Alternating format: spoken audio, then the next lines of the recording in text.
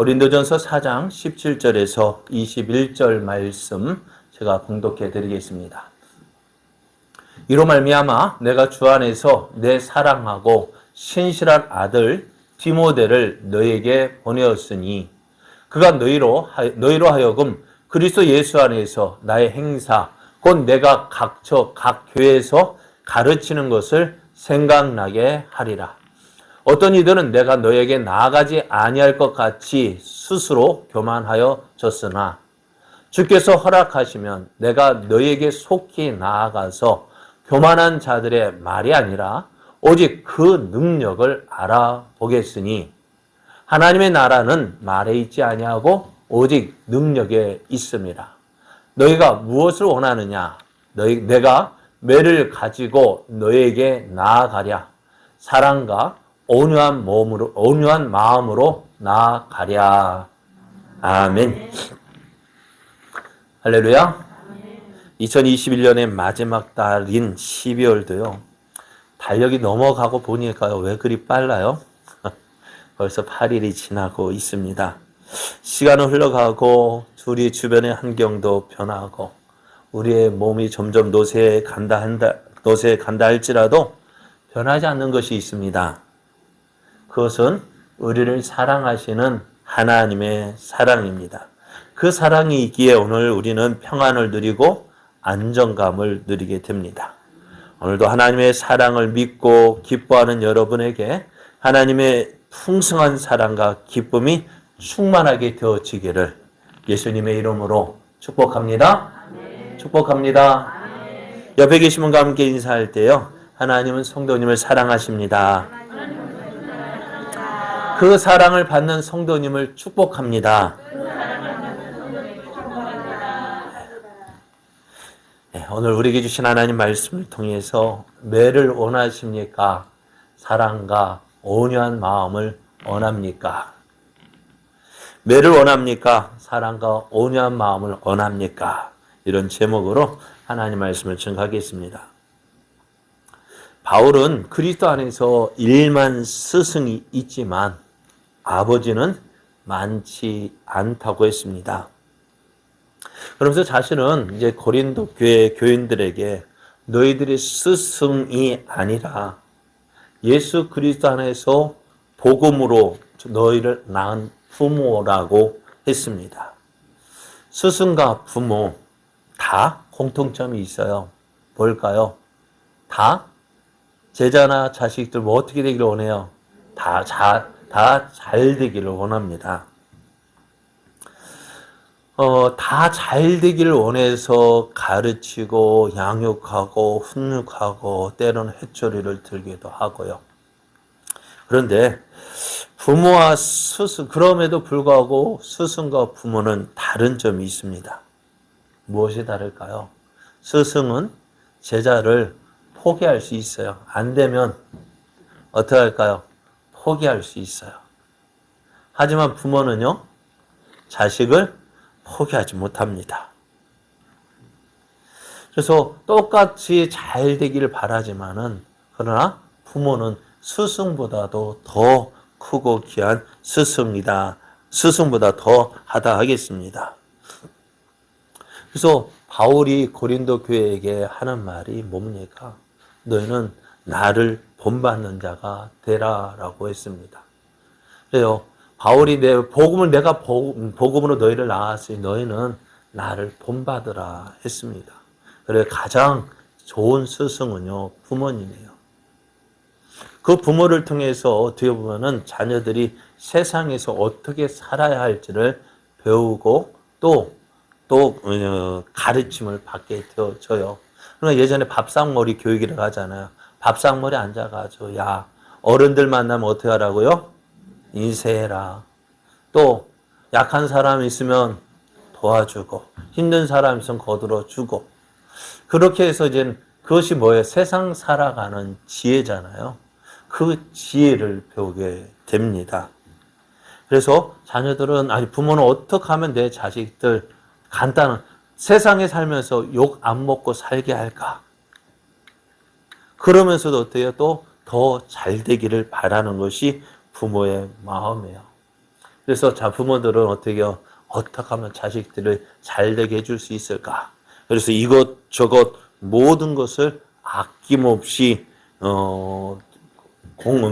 제공하면서 잘 되길 바래요.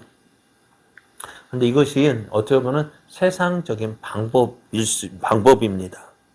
그러나 성도들의 자녀를 위한 기본 자세는 뭐냐? 다른 거 아니에요. 나를 따르라는 거예요. 나를 본받으라는 것입니다. 참 부모를 보면 나를 본받으라 하는 말이 쉽지만은 않습니다. 그럼에도 다른 것은 몰라도 본이 되는 삶을 살아야 됩니다.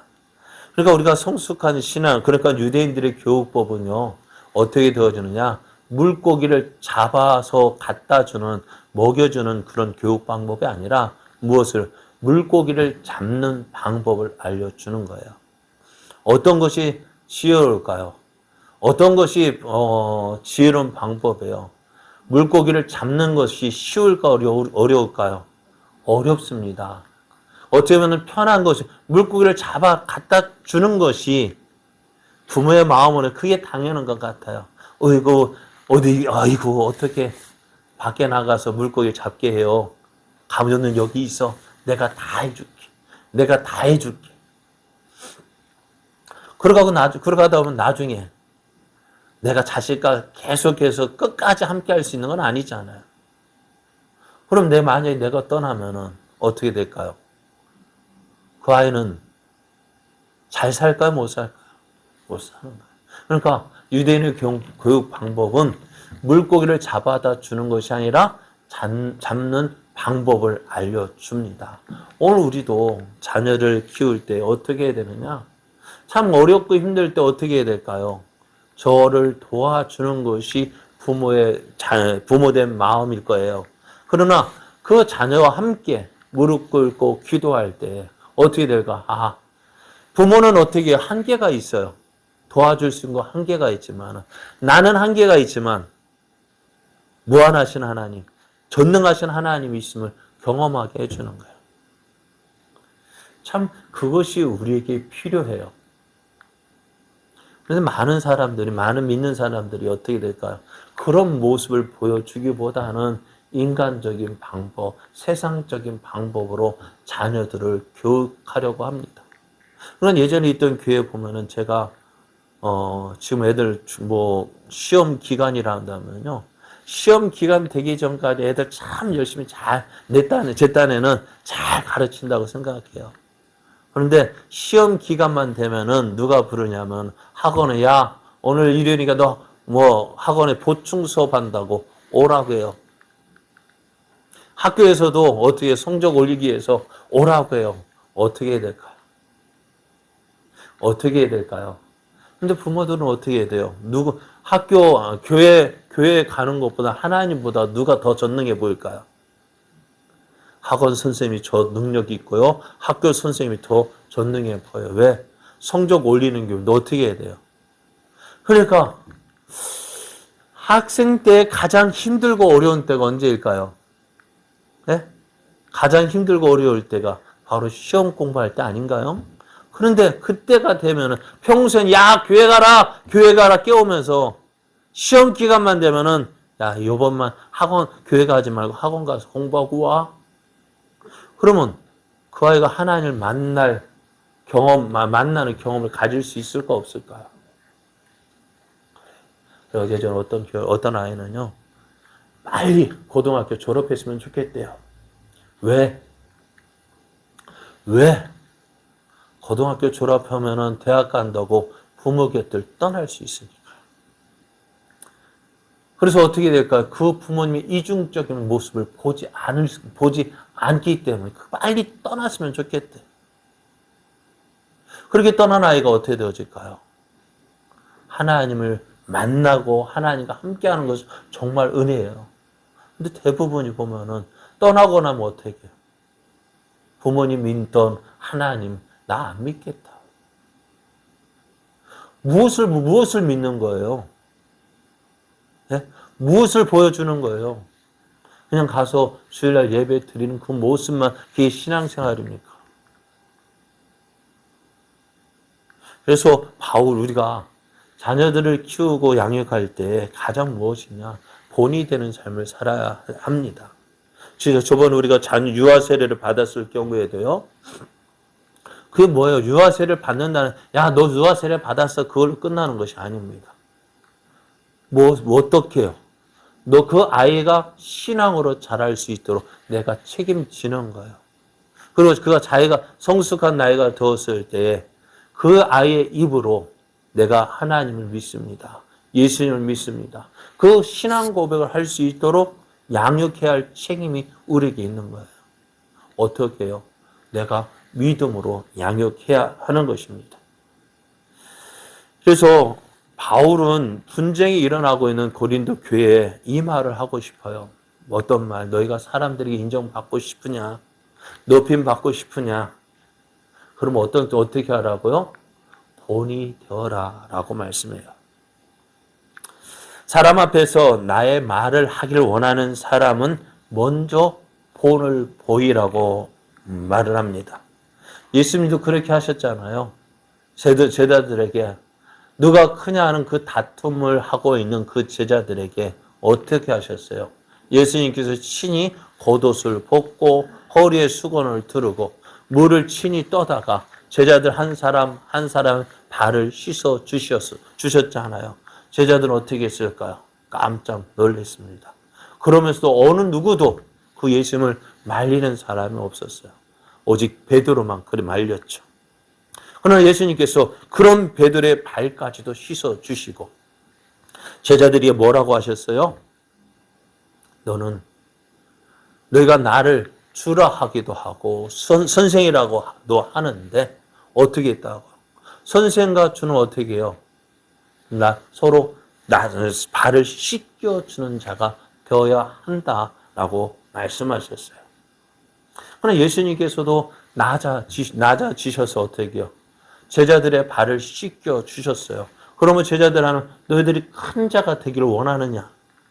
많은 사람들이 높임받고 인정받기를 원하느냐? 그러면 어떡하라고요? 낮은 자리에서 본을 보이라고 말씀해요. 그래서 바울도 어떻게 했을까요? 고린도 교회를 향하여서 그 부모의 마음으로 자녀들을 권면합니다. 내가 너희를 그 바울이 고린도의 교회에서 있을 때 내가 너희를 어떻게 양육하고 어떻게 가르쳤는지 그때를 생각하고 나를 본받으라고 말을 하고 있습니다. 그래서 바울이 이를 위해서 한 사람을 보냅니다. 누구를 보내느냐면은 그 사람은 디모데입니다. 디모데는 바울이 신라와 함께 2차 전도 여행을 하면서 루스드라에 이르렀을 때 만났어요. 디모데는 유대인 어머니와 헬라인 아버지 사이에서 태어났고 그 애할머니와 어머니의 신앙을 이어받은 충성스러운 일꾼이었습니다.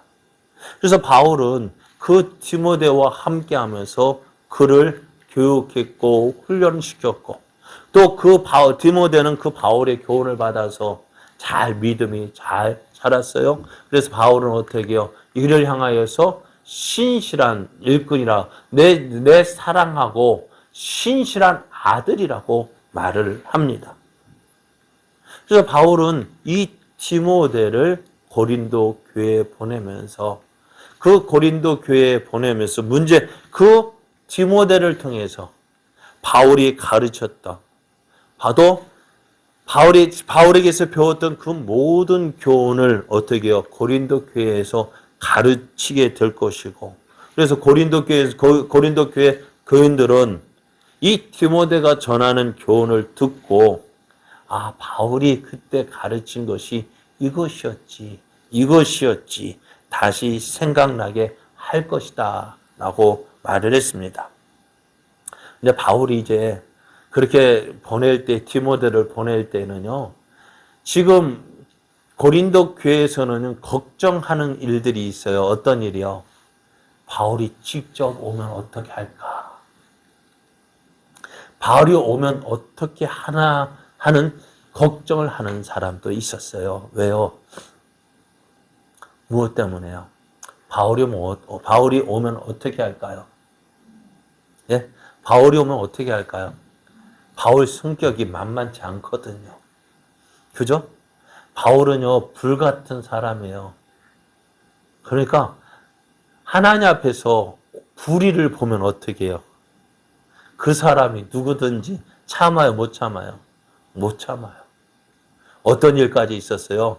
갈라디아서를 보면은 그래도 믿음의 선배 아니에요? 베드로가요? 게바가요? 근데 게바가 그 갈라디아 와서 그 유대인 이방인들과 서로 교제하고 또 사귀고 음식도 함께 먹고 그러면서 교제를 나눴단 말이에요. 그런데 예루살렘에서 온 그 사람들, 야고보가 보낸 그 사람들이 거기 갈라디아 교회 오니까는요, 싹 바뀌는 안색을 바꾸고 안 그런 것처럼 나는 유대인이니까 이방인들과 함께 하지 않는 것처럼 행했습니다. 그것을 본 바울의 동력자인 바나바가요, 그것을 보니까 어떻게 해야 돼요? 오, 저렇게 하면 안 되는가 봐? 하고 바나바도 어떻게 해요? 그 베드로가 한 것처럼 A식을 하게 되어졌습니다. 그러니까 바울이 이것을 보고요, 어떻게 해요? 예? 어떻게 했을까요? 네가 유대인이라면서도 이방인같이 살면서 어떻게 그렇게 할 수 있느냐 하면서 바울이 이 게바를 심하게 책망합니다. 옆에 있던 사람들이 어떻게 해요? 옆에 있는 사람이 봐도요, 참 너무하다 싶을 정도로 책망을 하는 거예요. 이렇게 표현하면 어떻게 하고 싶어요? 이제 신학교 졸업한 사람, 그래서 목사 안수 받던, 이제 목사 안수 받고 있는, 목사 안수 받은 사람이, 그래, 노예에서 노예장하고 임원하는 그 사람들 보면서 당신 이렇게 할 수 있느냐고 막 따진다고 생각해 보십시오. 어떻게 할까요?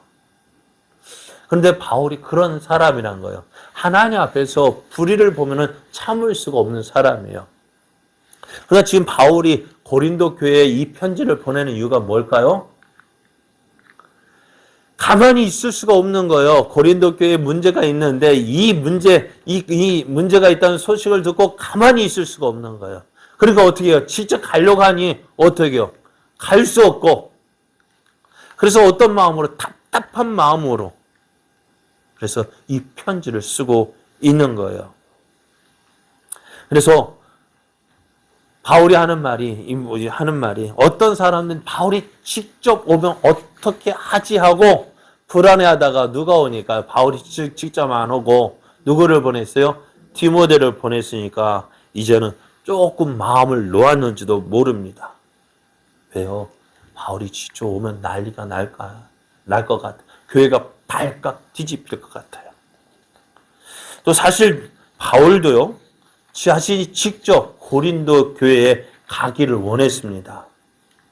왜냐하면은 고린도 교회는 바울에게 있어서 이 하나님의 위로를 주신 선물이거든요. 바울이 고린도에 오기 전에 아덴에 있었어요. 아덴이 보면 지금 보면 아테네인데요. 그곳에 많은 우상들이 가득했었어요. 그것을 보니까 분이 나서 사람들에게 그 만나는 사람마다 복음을 전했어요. 그래서 그런 가운데 사람들이 큰 강장으로 바울을 초청해서 야, 한번 네 하고 싶은 말 해봐. 그래서 바울이 이를 위해서 어떻게 했을까? 참 어떻게 하면은 이들에게 정말 살아계신 하나님을 전할 수 있을까? 얼마나 고민했을까요? 그래서 어떻게 보면 기도하는 가운데 많은 준비를 했을 거예요. 그러면서 그 사람들 앞에서 바울이 복음을 전하는데요. 그렇게 준비해서 복음을 전했는데 사람이 어땠을까요? 네? 어땠을까요? 아덴 사람들이 복음을 받아들였을까? 안 받아들였을까? 안 받아들였어요. 그런데 이 바울의 설교를 어떤 사람들은 뭐라 하느냐? 야, 이거는 사람이 지식을 하려고 했기 때문에 안 됐어. 실패했어. 많은 사람들이 복음을 듣지 않았어. 라고 이야기를 하는데요. 아니요. 제 생각은 그렇지 않아요. 또 제 생각뿐 아니라 저를 학교에서 가르쳐오는 교수님도 그렇게 이야기하시더라고요. 사도행전을 보면 바울이 고린도 교회에 설교했던 내용이 그대로 기록되어져 있어요. 근데 사도 바울이 설교한 내용이 기록된 것이 그리 많지 않거든요. 그런데 사도 바울의 설교가 왜 거기에 기록되어졌을까? 그게 우리에게 참으로 모범이 되는 설교이기 때문에 그래요. 그러면은 그렇게 귀한 설교인데 왜 듣지 않았을까? 왜 열매가 없을까? 왜 열매가 없을까요? 바울이 설교를 잘못했기 때문이 아니라 듣는 사람들이 마음이 안악하였기 때문에 그래요. 그러니까 문제는 뭐냐? 바울이 설교가 문제가 아니라 어떻게 듣는 사람의 마음이 문제라는 거예요. 사실 그렇지 않아요? 예수님도요. 디베랴 바다 건너편에서 물고기 몇 마리? 2마리. 자꾸 헷갈려요. 보리떡 5개, 오병이어의 기적을 행하셨을 때에 그것을 먹은 사람이 몇 명이나 됐어요? 남자만 5,000명이었잖아요.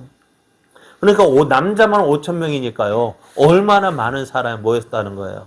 최소한 2만 명 이상 모인 곳이에요. 그 2만 명 이상이 예수님의 말씀을 들었어요. 예수님이 그들에게 어떤 마음으로 말씀을 가르치셨을까요? 그들이 예수님께 오는 것을 보시고 불쌍히 여기셔서 그들에게 하나님 말씀을 전했다고 했어요. 그러니까 그 마음에 예수님이 그들을 불쌍히 여기셔서 그들의 말씀을 주셨다면 어떻게 될까요? 저들은 그 말씀을 통해서 예수님이 직접 전한 말씀이죠. 그러니까 어떻게 할까요? 모든 사람이 다 은혜 받을 것 같죠. 그런데 예수를 믿은 사람은 과연 몇 명이나 있었을까요? 네? 몇 명이나 있었을까요? 저들이 그 예수님께서 그 떡과 물고기 먹이는 것을 보고서 예수를 믿으려 한 것이 아니라 무엇을요? 그 먹여준 그것을 보고 억지로 예수님을 자기들의 왕으로 삼으려 했어요. 무엇을 봐? 예수님이 보리떡 5개, 물고기 2마리로 그들을 먹이신 이유가 뭐예요? 그것을 통해서 누구를 발견하도록 예수님의 누구이심을, 하나님의 아들이심을 깨닫고 그거 예수를 믿게 하기 위해서였는데 저들이 어떻게 했어요? 그것은 온데간데 없이 사라져버리고 뭐만 보였어요? 우리의 먹을 것 채워주시는 분, 그것만 원했던 거예요. 그럼 누구의 잘못입니까? 예수님이 잘못한 걸까요? 사람들이 잘못한 것일까요? 사람들이죠. 그래서 성경에도 보면 그래요. 이사야가 하나님 말씀을 받아 전할 때에 어떻게 했을까요? 저들이 들었을까요? 안 들었을까요? 안 들었어요. 듣기는 들어도 깨닫지 못하고 보기는 보아도 알지 못한 것이 그들의 마음이에요. 오늘도 우리가 지금 새벽에서 에스겔서도 그래요. 에스겔도 하나님이 말씀을 주시고 그 말씀을 전하라 해서 가서 전했는데 저들이 들을까요? 안 들을까요? 그래서 예수님이 하나님 뭐라면 너는 듣든지 안 듣든지 하소 하나님 말씀을 전하라 하셔요. 그렇게 하시면 어떻게 해요? 이스라엘 가운데 선지자가 있음을 알게 하라고 하시는 거예요. 그러니까 바울이 아덴에서 복음을 전했지만은 그렇게 열심을 품고 저 복음을 전했지만 아무런 열매가 없었어요. 그 상실한 마음을 가지고 어디로 왔어요? 고린도에 왔더니 고린도도 역시 어떨까요? 예수 믿을 사람이 있었을까 없었을까? 그곳이 항구 도시라서 많은 사람들이 모였어요. 많은 사람들이 모인 그곳. 또 항구 도시가 뭐도 많았을까요? 사창가도 있고요. 또 우상도 많고요. 또 술 주정뱅이도 많고요. 여러분 예수 믿을 사람 과연 몇 명이나 있었을까요? 한 사람도 없어 보였어요. 그런데 그곳에서 이 바울이 누구를 만나느냐? 아글라와 브리스길라 부부를 만나요.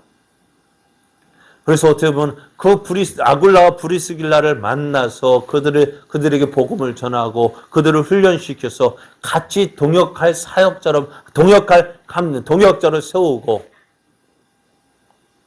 그와 함께 이 고린도 교회를 세우기 시작합니다. 한 사람 한 사람 늘어가고요. 그래서 이곳에서 그렇게 고생하면서 고린도 교회를 세웠어요. 그러다 보니 바울은 어때 이 고린도 교회를 보면서 어떻게 할까요? 하나님 그때 이렇게 해주셨지. 그때 이렇게 하셨지. 지금도요 고린도 교회를 떠나온 지도 꽤 시간이 지났지만은 그때 그 고린도에서 했었던 그 사역들을 생각하면서 그 한 사람 한 사람을 기억하면서 그때 이랬었지. 그래서 저도 종종 이제는 제가 가르쳤던 중고등 학생들이요. 이제 편지 와요. 뭐가 오냐면 결혼해요라고 오더라고요. 그 소식을 들으면 어떻게 돼요? 결혼해요 하고 청첩장 오면 어떨까요? 뭐가 생각날까요? 그때 중고등학교에서 학교 다닐 때 그 모습이 기억나요.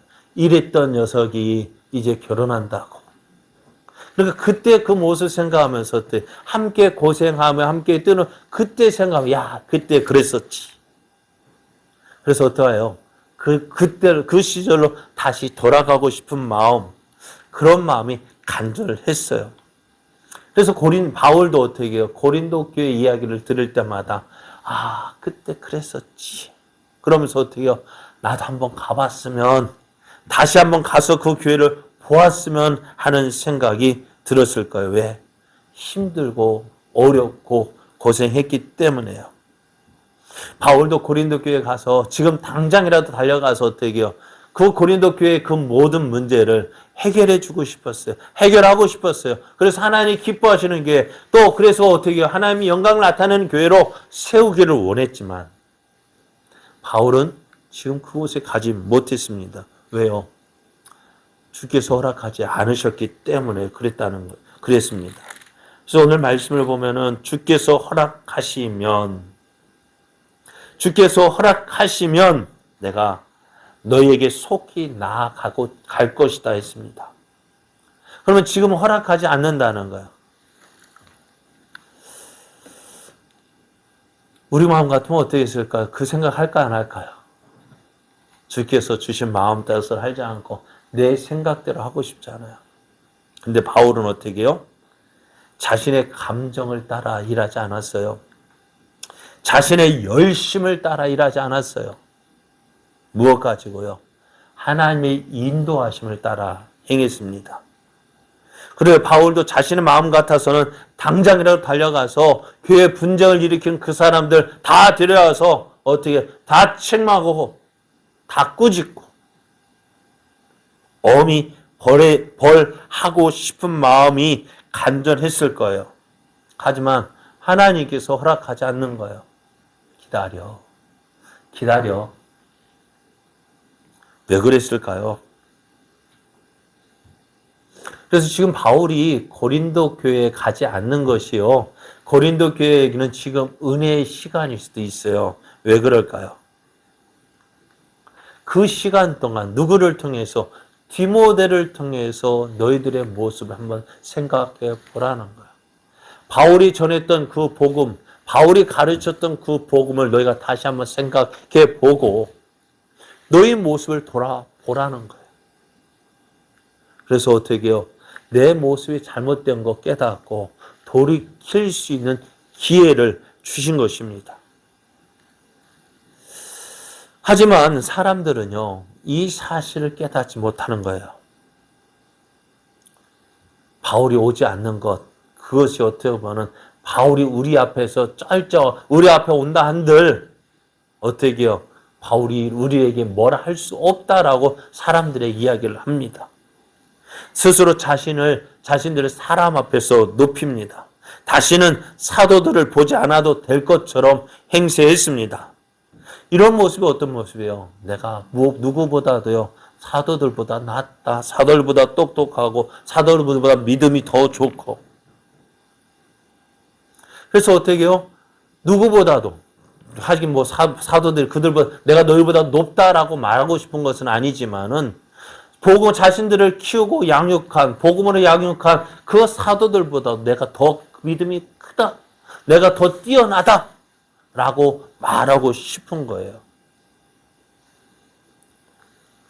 그래서 바울은 이야기합니다. 조만간 내가 가서 그 실상을 알아보고자 한다라고 했습니다. 그것도 어떻게 해요? 내가 가고 싶어서 가는 게 하나님께서 허락하시면 내가 그렇게 하겠다는 거예요. 그래서 바울이 이렇게 말하는 것은 지금 교만해서 자기 마음대로 자기 생각대로 하는 저들에게 무엇을 주는 거예요? 지금 고린도 교회 지도자들은 누구예요? 오만한 태도와 크게 대비되는 거예요. 자기 생각대로, 자기 방법대로 누구를 높여요? 자기를 자꾸 높이는데 바울은 어떻게 해요? 하나님의 뜻에 순종하려는 겸손한 모습, 그런 모습으로 지금 말하고 있는 거예요.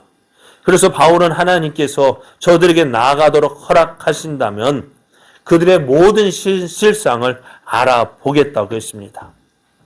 자, 그러면은 바울이 무엇을 알아보겠느냐? 바울은 교회에서 건설을 누리며 군림하는 그 교만한 자들의 말이 아니라 그들의 능력을 확인해 보겠다고 말을 합니다. 그들의 말을 알아보는 것이 아니라 저들의 말을 알아볼 것이 아니다라고 말한 것은 그들의 교활한 주장을 듣지 않겠다는 거예요. 대신 무엇을요? 그들의 능력을 알아보겠다고 했습니다. 바울이 뭐라고 이야기하느냐면 하나님의 나라는 뭐에 있지 않고 말에 있지 아니하고 뭐가 있다고? 오직 능력이 있다고 했습니다. 그럼 여기서 바울이 말하는 능력은 뭘까요? 우리가 예전에 지금도 우리가 기도할 때요. 저도 하나님 능력 주십시오. 무슨 능력이요? 네? 하나님, 그래 저도 참 많이 하나님 능력 주십시오. 능력 주셔서 주의 일 감당하게 하여 주옵소서. 참 뜨겁게 기도합니다. 지금도 그의 하나님 능력 주십시오. 그래서 주의 잘 감당하게 해주십시오. 고린도 교회에는 어떤 일들이 일어났을까요? 성령의 역사들이 어떻게 할까요? 고린도 교회 하면 뭐가 생각나요? 문제가 있는 교회지만은요, 문제 있는 교회지만 교회 안에는 어떻게 해요? 성령의 역사들이 일어나는 교회예요. 성령이 충만한 교회였어요. 그러니까 우리도 보면은 교회를 돌아보면 이런 능력이 있는 교회 참 이런 성령의 역사가 일어나는 교회 참 찾아보기 힘든데요. 고린도 교회 12장을 보면은 바울이 그 성령의 은사들을 이야기하는 것은요. 저들이 그것을 알고 있기 때문에 이야기하는 것일까요? 모르기 때문에 이야기하는 것일까요? 알고 있는 거예요. 저들이 교회 생활을 하면서요. 그런 역사들을 하나님의 은사들을 보고 경험하여 알고 있었던 거예요. 그럼 한번 생각해 보세요. 이런 역사들이 우리 교회에서 일어난다면 어떻게 될까요? 뜨거운 교회고 성령 충만한 교회고 역사가 일어나는 교회고 어떻게 해요? 그래서 많은 사람이 모여올 것 같지만 그렇죠? 그것이 우리 능력이라고 생각해요. 그런데 오늘 그것이 능력이라고 하는데 그러나 오늘 그러나 어떻게 지금 그 능력이 지금 고린도 교회 충만하잖아요. 그것이 만약에 고린도 교회 그것이 능력이라면 지금 고린도 교회 충만하잖아요. 충만한 역사도 일어나잖아요. 그럼 바울이 하나님의 나라는 말에 있지 않고 오직 능력이 있습니다. 바울 보십시오. 고린도 교회 이런 역사 일어나니까 이런 능력 있는 교회잖아요. 하지만 여기서 바울이 말하는 능력이라는 것이요. 이것을 의미하지 않습니다. 여기서 말하고 있는 능력이라는 힘을 얘기해요. 세력이라고 표현하는데요. 하나님의 나라는 말에 그치는 것이 아니라 대적자들을 제어하는 신령한 힘, 그 세력을 말하는 거예요. 사실 우리가 한번 생각해 보세요. 교회에서 지도자들이라고 말을 할 때요. 우리 고린도 교회에서 지도자들이라고 말을 할 때 그 지도자들의 권세는 어디에 있을까요? 어디에서만? 예? 어디에서만? 교회 안에서만 그 지도력이 있고 권세가 있다고 있고 교회 밖에 나가면 아무도 인정하지 않는다면은 그게 무슨 권세예요? 그게 무슨 능력이에요? 안 그래요? 지난번 계속해서 말씀드리잖아요. 우리가 신앙생활이라는 것, 신앙생활을 하는 곳이 어디예요? 믿음 생활을 하는 곳이 어디예요? 교회에서 믿음 생활하는 거 아니에요. 교회에서 신앙생활 하는 거 아니에요. 정말 우리의 신앙생활은 어디에서 하느냐? 교회 밖에서 믿지 않는 사람들과 생활하면서 우리의 믿음을 보여주는 거 진짜 신앙생활이에요. 그게 믿음 생활이에요. 그런 교회는 와서 뭐 하는 거예요? 은혜 힘을 충전하는 거예요.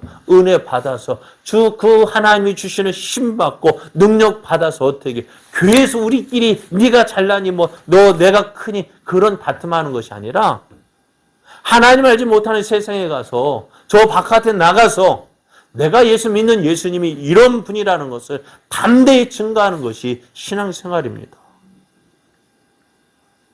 근데 우리는 싸울 대상을 잘못 정했어요. 우리가 싸우는 대상이 누구예요? 예? 예수님께서 십자가를 앞두고 계실 때 제자들은 누구와 다투고 있었습니까? 예? 누구와 대적하고 있었어요? 누구요?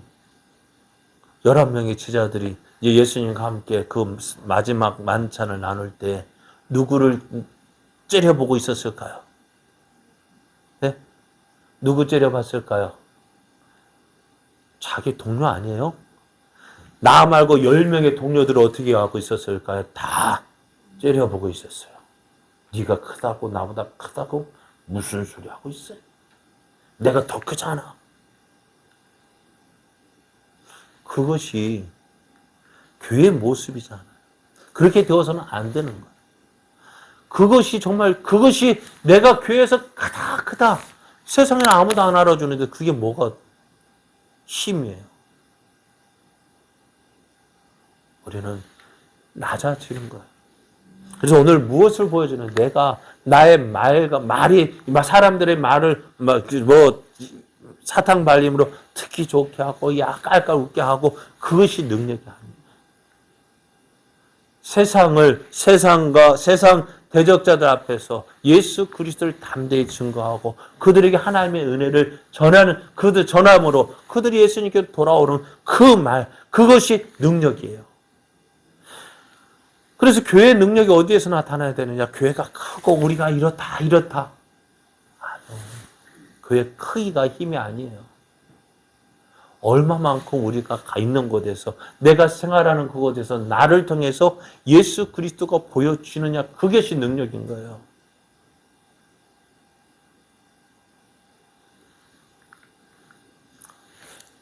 그러므로 하나님의 참된 교회와 그에 속한 성도들이라면요 세상을 능히 이길 수 있는 세력을 갖추고 있어야 합니다. 그것이 어디에서 나올까요? 바로 하나님의 은혜 안에 거할 때요. 우리의 신앙생활이 사람의 지식과 사람의 생각으로 하는 것이 아니라 오늘 바울이 이야기하고 있는 것처럼 하나님께서 허락하시면 내가 너에게 가겠다. 누구의 성령의 인도하심 따라서 생활하는 거. 하나님의 인도하심에 따라서 말을 하고 그곳에서 내가 있는 그곳에서 내가 믿는 예수님을 담대히 보여줄 수 있는 그것이요. 그것이 오늘 세상을 이길 수 있는 능력이 되어져요. 내가 어떻게 해요? 그래 나는 할 수 없어요. 그러기 때문에 어떻게 돼요? 하나님 함께 하신다 하잖아요. 하나님 도와주시겠다 하잖아요. 우리는 내가 하려고 하니까 힘이 드는 거예요. 내가 하는 거 아니에요. 내가 하려고 하니까 어떻게 될까요? 다툼밖에 안 나더라고요. 저도 예전에 뜨거웠을 때 저희 아버지를 전도하겠다고 결심해서 가지고요.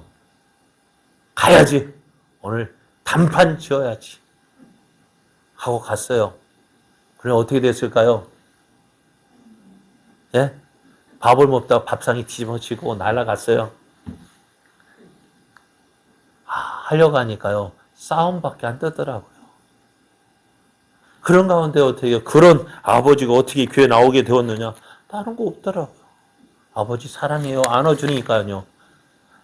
그때 제가 생각해 봐도요. 아버지를 제가 사랑합니다 하고 안아준 적이 없더라고요.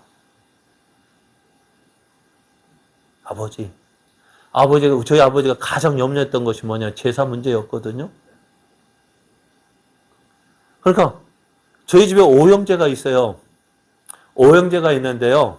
제가 형님보다 먼저 결혼해가지고 남윤이 낳고 그 사이에 형님이 결혼해서 낳았는데 딸이에요. 그리고 이제 그 다음에 또 뭐냐면은 저 하윤을 낳았어요. 그리고 아버지 하시는 말씀이, 야, 옛날에 그랬는가 봐요. 야, 형한테 한 명 보내. 제사 지내야지. 어디 그런 게 있어요. 무슨 소리예요? 그랬더니 아버지 하는 말이 이제 형님 이제 딸 하나 낳고 안 낳겠대요. 그러니까 누구에게 갈까요? 저는 이제 제사 안 지낼 것 같고 남녀 하윤이 제사 안 지내니까 누구에게 갈까요? 셋째한테 가죠. 셋째가 결혼했어요. 첫째 딸, 둘째 딸. 그래도 이제는 그런 가운데 교회 나오셨는데, 교회 나오셔서 이제 포기했겠지 해가지고 저도 하나님 이제 아들 좀 주셔도 되지 않겠습니까 했는데 또 딸. 무슨 소망이 있겠어요. 그러니까 교회는 나가셨지만 제사에 대한 그게 미래는 남아가지고 그러지 아예 이제 포기를 하시더라고. 포기하시니까 셋째에서 넷째를 낳았는데 아들을 낳았어요. 포기하니까. 그래서 저는 저희 아버지 보면서요. 야, 우격다짐으로 예수 믿게 하는 것이 아니구나. 겸손히 하나님의 뜻 구하고 기다릴 때에 그도 그 안에서 내가 믿음으로 행하는 그 모습 보고 변하게 되어지는구나. 그게 하나님의 능력 아닐까 싶어요. 오늘 우리가 있는 그곳에서요. 오늘 일찍 끝내려고 다 끝내놨는데. 그래, 저도 보면 저희 아버지 전도하면서 제가 사실 그 교역제 생활 하면서요. 형제들 모일 때 갈 수 있을까 없을까? 못 가요. 왜? 다들 주일날 모인다는 거예요. 결혼식도 언제예요? 다 주일날 해요. 그러니까 지금까지도 저희 형제들 모이고 하면은 다 주일날 하니까 못 가는 거예요. 가본 적이 없어요. 아버지 한갑 때부터 지금까지 한 번도 못 가봤어요. 그런데도 지금 어떻게 돼요? 그때는 너 왜 안 와? 너 그럴 수 있어? 하던 그 형제들이요. 이제는 뭐 하면 야 미안해. 저쪽 핑계가 저쪽 사돈 집에서 뭐 이렇다 가던데 그래서 어쩔 수 없었어. 그래 오늘 우리 교회가 어떤 모습을 보여줘야 되느냐. 참 그럴 것 같아요. 내가 저들에게 따라가면은요, 저들 우리를 인정하지 않아요. 우리가 믿음으로 사는 모습 보여줄 때에, 야, 쟤는 이제 어쩔 수 없어. 포기할 때까지. 그러니까 저들이 이제 나중에 우리 앞에, 우리가 저 사람들 마음 좋게 하기 위해서 우리가 그 사람들 편하게, 그 사람들 따라가면은 우리 인정해 줄 것 같지만 인정해 주지 않아요. 내가 있는 그곳에서 하나님 말씀대로 살려고 할 때에 거기에서 사람들이 인정하게 해주는 거예요. 바울 보십시오. 지금 바울 심정 같으면 어때? 당장 가서 누질 그리스하고 막 혼내겠지만 그렇지 않잖아요. 하나님께서 인도하시는 대로 내가 행하겠다. 그래서 그렇지만 내가 하나님께서 허락하시면 내가 가서 너희가 무엇이 있는지, 너희가 얼마만한 능력이 있는지 하긴 하겠다고 말했습니다. 오늘 참 우리 교회를 돌아보면서 지금 우리가 살고 있는 이 시대의 교회를 돌아보면서 과연 우리가 세상을 향하여서 하나님의 능력을 얼마만큼 보여주고 있느냐 참 매우 약화되었다는 것을 우리가 알고 있습니다. 그래서 바울이 말하는 게 뭐냐, 내가 너에게 나아갈 때 무엇을 가지고 나아가기를 원하느냐는 거예요. 내가 매를 가지고 너에게 나아가랴, 사랑과 온유한 마음으로 나아가랴라고 묻고 있는 것은요. 지금 디모데 내가 가기 전에 지금 이 상에서 너의 모습을 돌이켜보고 이제 어떤 모습으로 하나님이 기뻐하시는 모습으로 하나님이 인정하시는 모습으로 너희가 변화되어져야 한다라고 말씀해요.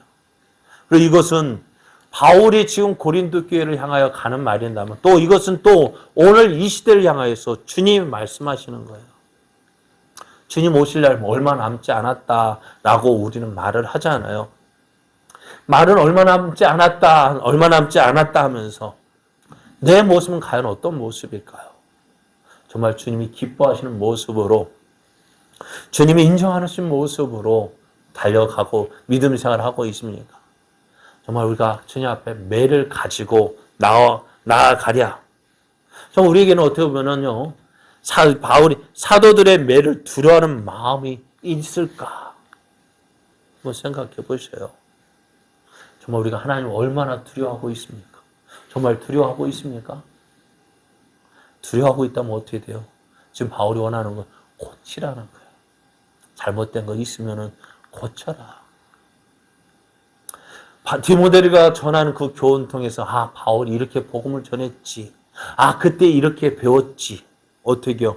고치라고요. 그럴 때 어떻게 나중에 바울이 오면은 그때 바울이 어떻게요? 매를 가지고 왔다가도 어떻게 해요? 그들의 변화된 모습을 보고 그래 잘했다. 그 기쁨과 정말 사랑으로 그들을 안아줄 수 있는 그런 삶이 되기를 지금 바울은 원하고 있습니다. 그래서 사랑하는 여러분, 오늘 우리가 신앙생활은요, 날마다 어떻게 해요? 바꿔줘야 돼요. 변화되어져야 돼요. 어떤 하나님 앞에서 내 모습이요. 내가 편하고 그것이 아니라 정말 하나님이 기뻐하시는 모습으로 날마다 변화되어져 가야 돼요. 말씀을 들을 때마다 내 잘못된 모습이 발견되어지면 어떻게 될까요? 고쳐야지. 바꿔야지. 그래서 날마다 우리가 곁길로 가던 그 믿음이 어떻게 해요? 하나님께서 기뻐하시는 모습 방향 전환하는 것이 믿음 생활이에요.